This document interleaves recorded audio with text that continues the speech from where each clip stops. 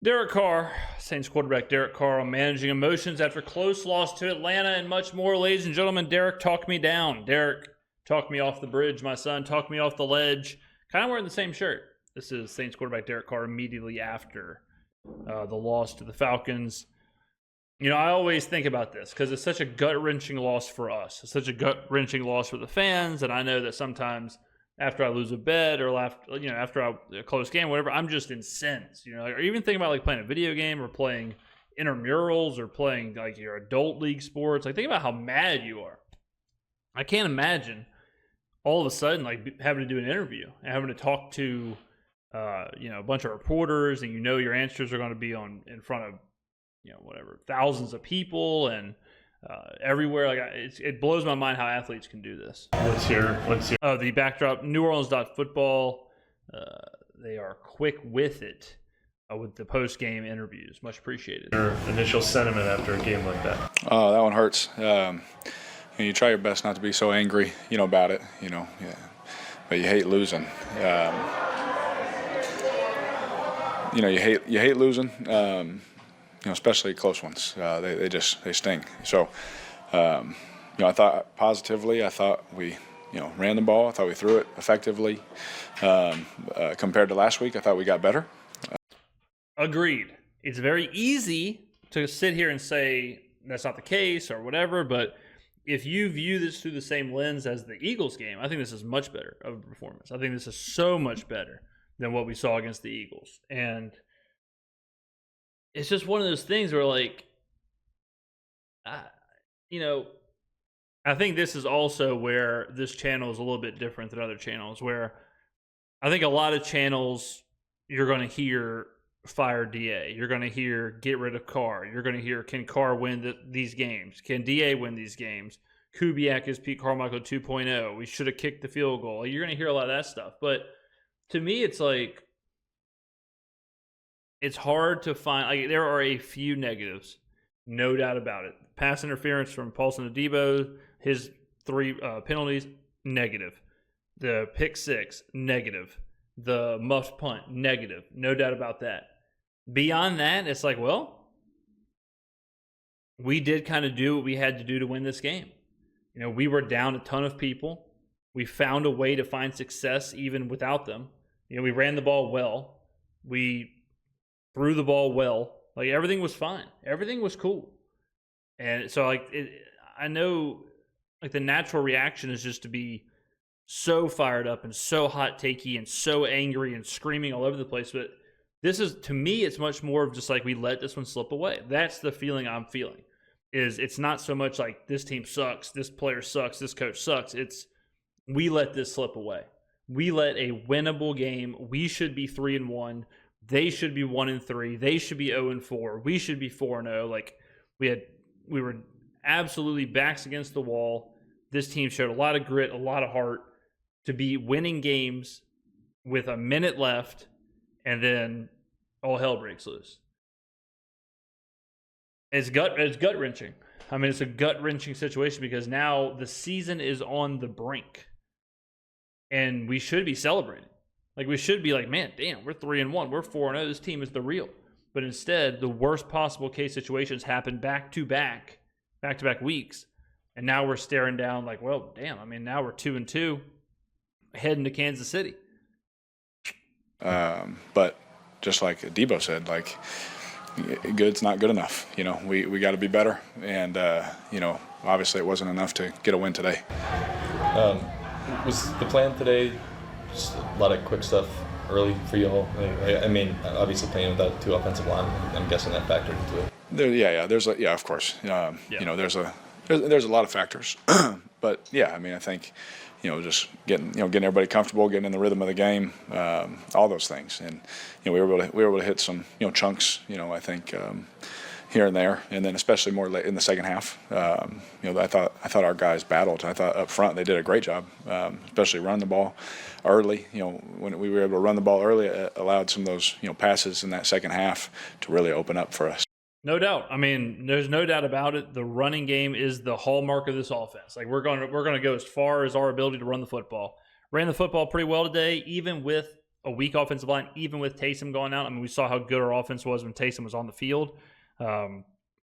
And I thought we took advantage of the short to intermediate passing game much better than we took advantage of the short to intermediate passing game last week. Last week we were kind of really hesitant to throw. I think Olave only had 3 catches or something last week. This week, I mean, it was the Olave show, and he had a real standout game. So I thought the Falcons made it pretty obvious what they were going to do. They were going to protect the top. They weren't going to let us kind of beat them deep. They were pretty much willing to give up that short intermediate, and we took advantage of that. And Sheed and Olave had big games. And so, and they did a great job in protection then. They brought a lot of heat at us. They wanted to get after us and put a lot of pressure on those guys, one-on-ones everywhere. Put me on a time clock, and I was really proud of the way that our guys handled that. So you kind of try to throw the ball away on the interception, or kind of throw it down? Yeah. It got tipped up. It sucks, but I should throw it away quicker. 100%. Throw it away quicker. I don't need to hang on to it, and just to see and all that kind of stuff.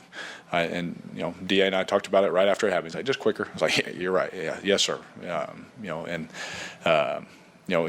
So he's talking about the interception. So Carr. So when he threw it in real time, I thought he was holding on to it to try and allow there to be the space to kind of sidearm it in for the screen. And as you watch it back, you can kind of see like, okay, there might be a lane there, but he's saying he was trying to throw it away. So.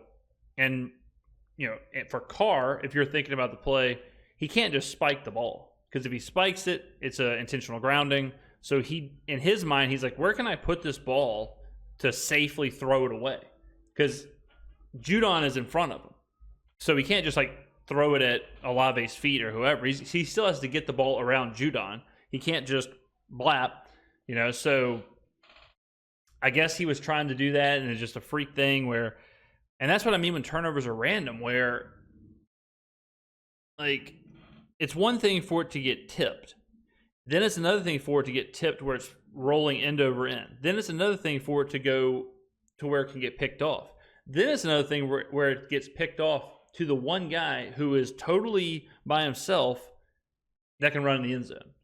We see those passes all the time get either knocked down or, glance off of the defender or gets picked, but then the lineman falls down, or it's just one of those things where it's almost hard to believe that all the stuff happened. It's almost hard to believe everything that's happened in the last couple of weeks.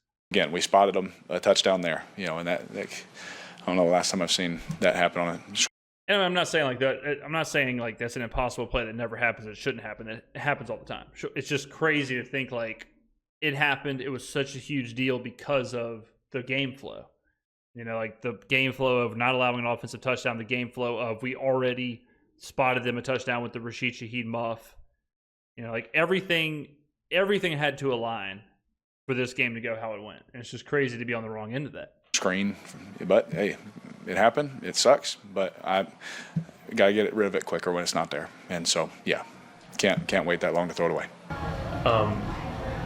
The difference in your offensive success compared to last week is that having a week to prepare for the guys who weren't out versus having it happen. I mean, I'll give you another example of that same situation where we stripped Cousins on the fumble.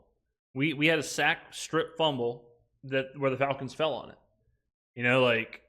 Again, it shows you how random the outcome of turnovers can be, where we did what we had to do. We stripped the sack and we got the fumble. They did what they had to do. Judon batted it up in the air. In our situation, there was no one there for us to even recover the fumble, much less scoop and score, and they ended up getting a field goal in that drive, right? So, conversely, on the batted ball for the Falcons, batted up, not only intercepted, but pick six. On the third play of the game, I guess. Yeah, I think obviously that helps the guys that are playing, right? The mindset is different, all that kind of stuff, and they get the reps. It's one thing to, see it. It's really hard to see it and then go plug in and play. That's a hard thing to do, but I'm really proud of our guys this week and their mentality. I thought we had a really good week of practice, and I was very confident going into the game that we would at least play better, and we played better. Our guys up front handled a lot of different things, a lot of different fronts, some different pressures and all that kind of stuff. And I thought they did a fantastic job. And I think having those reps during the week definitely helps them with that. Yeah, obviously you see like the 2 touchdowns from Taysom, like you can see what he can do on those, but when he's out of the game, like how much does that take away from what y'all can do? Yeah, because there's just I'll say this about our the system is obviously everyone has a role, but there's also guys that are ready to play that role if need be. You know what I mean? So we don't lose like that call sheet, the plays to be able to call them. That good to hear. I think one thing that Taysom that you can't replicate is just his efficiency on 3rd and 1, 4th and 1, 3rd and short. There was a couple of plays in the first half of this game where he had absolutely there's no way he could have got positive yards out of what he did. There was either 3rd and 3 or 3rd and 1 where he picks up the first down and he is absolutely stuffed in the backfield. Whereas last week, those are the plays that was getting stuffed on 3rd and 1, 4th and 1, and we're either turning it over on downs or punting it. But Taysom is just like, I understand that people can. I'm glad to hear we are running the plays. I'm glad to hear the call sheet is still the same. But Taysom is just he is incredible at what he might be. I mean, he might be like the best 3rd and 1, 4th and 1 back in the entire NFL. If I said that right, but but like I always say, you take a Taysom Hill out, you take a Eric McCoy out, you name whoever, it's always hard. You don't just replace somebody, different guys have different abilities, they bring different skill sets, to the table. And so anytime you lose a guy like Taysom, it hurts for sure. But there's definitely a system and things in place for us to be able to not lose those plays if we need them. Well, and kind of related to that, I mean, what did you think about Alvin's game today, just carrying such a heavy workload? Alvin's played out of control. I mean, Alvin has had a great year this year. Alvin and Olave have been fantastic. We kind of keyed in on them preseason when we were talking about our season-long Saints bets. And they've pretty much done exactly what I've expected them to do. I mean, y'all know I have a heavy ticket on Alvin Kamara to win Offensive Player of the Year. If the Saints win this game, I think that's live. I have a heavy ticket on Chris Olave to have over 1,000 yards receiving. So I'm not surprised at their performance, their efficiency. They are tailor-made for this offense, and they've been fantastic. Yeah, he just continues just to amaze me. Just you guys have seen him, been close to him longer than I have. I've seen him at, Pro Bowls, and that's about it. I get to see him every day now for the last 2 years, and he just blows me away. Just as a teammate in the games, he reminds me so much, of Marshawn, their mindsets during the game. Marshawn Lynch, and playing with Marshawn, they just absolutely love football, no matter the situation, no matter how chaotic it is. I can always look to AK, it's because he's an older player. I can look at him and I can just, stay like this when the stadium is at its loudest and we need to go score a touchdown. He just continues to amaze me, with his mentality and the things that he's physically able to do. I'm proud to be his teammate, and work alongside that guy. He pushes me, just watching him, he pushes you as a teammate to be at your best, when the game's on the line and things like that, for sure. It sounds like you guys were pretty confident Chris Olave would play with the performance he gave when there was even some question about if he'd be full. Or...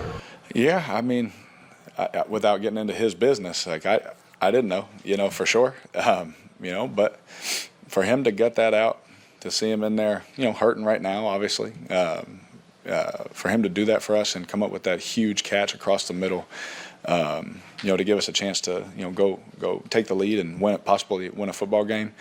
And there were 7 catches before that, but that just, for him to gut that out and be at the end of the day and catch that ball. Yeah, I'll tell you this, I'm all in on Chris Olave. I mean, after today, that was kind of a legacy-defining kind of okay, all right, now we see it. Now we see what this guy can do. Olave took a lot of heat last year. He's taking a lot of heat in the offseason. Took a lot of heat in the first couple weeks of the season with the, where he wasn't filling up the stat sheets. But I'm all in on Olave. I think he's a stud. And that is huge for our team. And there's no moral victories, but that's definitely a positive going forward for sure for us. That his grit and his toughness, that's what we need from our number one, and he gave that to us today. much comfort do you take sort of just in how consistent Chris Olave and you've been on third downs, and you take it seems especially the last couple of weeks. Yeah. It's been pretty. Yeah, I mean, we've come such a long way, and I'm glad that you get a couple of games in and you see the work paying off. He had a choice route today versus a certain look, and I threw it to a spot. Someone was coming, I threw it to a spot, and he saw it just like I saw it, caught it, boom, first down. It's like that. That stuff doesn't happen overnight. Like that. That's a lot of work, on his part, and on me. Us doing it together, obviously. But I'm just so proud of him, man. Like I really am. Like his work ethic and just his mentality to get us to this point. There was another play today that I dropped back and I just threw it to a spot that I knew that he needed to be at, and he's there. He makes the catch, first down. It's like, we can look past that. Even the one down the middle that got called back, like it takes a lot. Oh yeah, that was the Rashid. Where Rashid had the illegal motion penalty. For me to just make that decision, with the safety over the top, Mike underneath, like that's a big trust throw. Those easily get tipped up and be trouble. And like for me, it was like I'm throwing it, And so that confidence and trust I have in him, that takes a lot of work, but he's earned that. And he, just like he did last week, he said it again, end of the game. He keeps reminding me because I tell him, game online, I'm coming to you, And he reminded me again. He's like, hey, I'm here. And sure enough, he made a lot of big plays for us on that drive. Y'all were obviously in this position last year, 2-0 to 2-2. Like, what's kind of the mindset the team has or needs to have to make sure it doesn't? Yes, like I'll say that just as a team, we're just in such a much better place than last.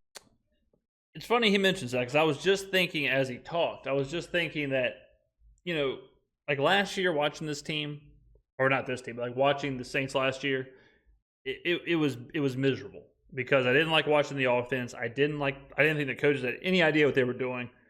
I didn't like watching a lot of the personnel. I didn't like a lot. I mean, it was just a mess. It was not fun to watch. And this year, I do enjoy watching this team. I believe in what this team is doing. I believe in our offense. I believe in our defense. Like when I'm watching the defense in the first half, obviously like I'm texting a ton of people, like different gambling groups or just Saints fans or whatever.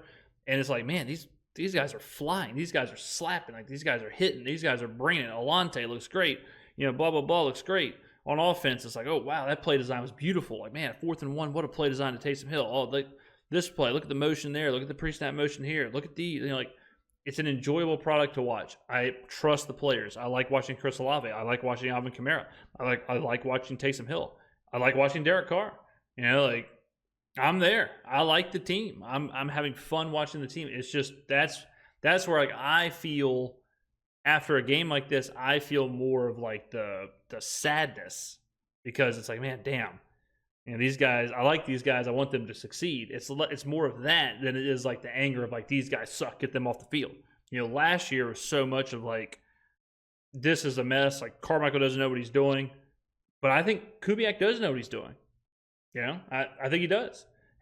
Or last year where it's, blank player doing this. This year, I trust these guys. I believe in these guys. I like the unit we have out there. So even though it is similar, like they said, like 2-2, 2-2, and last year, this would be about the time that we had the Green Bay loss.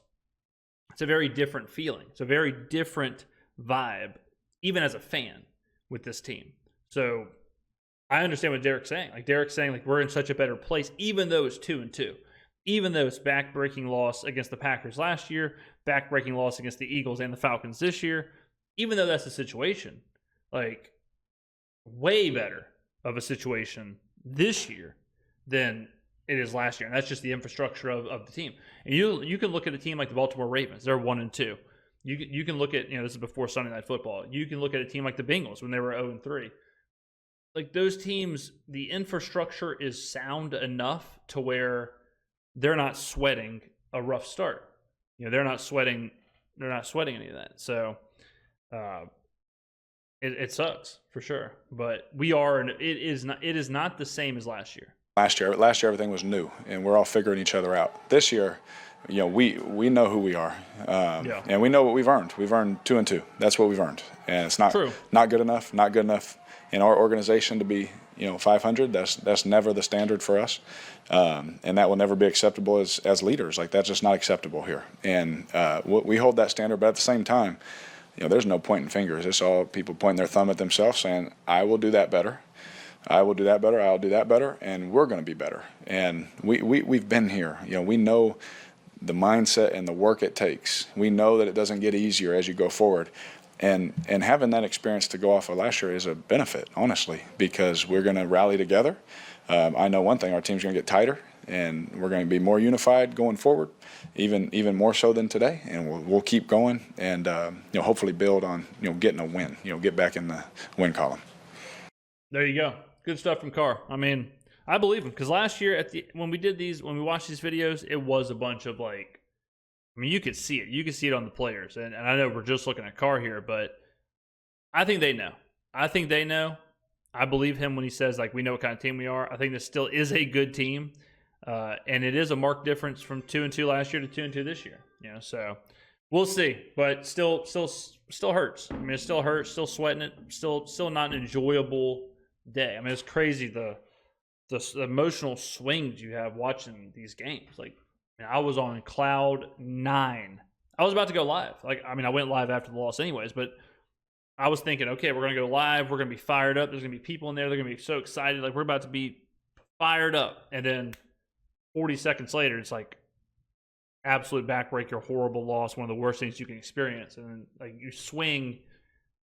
Sports are crazy, man. Sports are crazy. Get on down in the comments below. Let me know what you think. Thank you very much for watching. I will see you in the next video.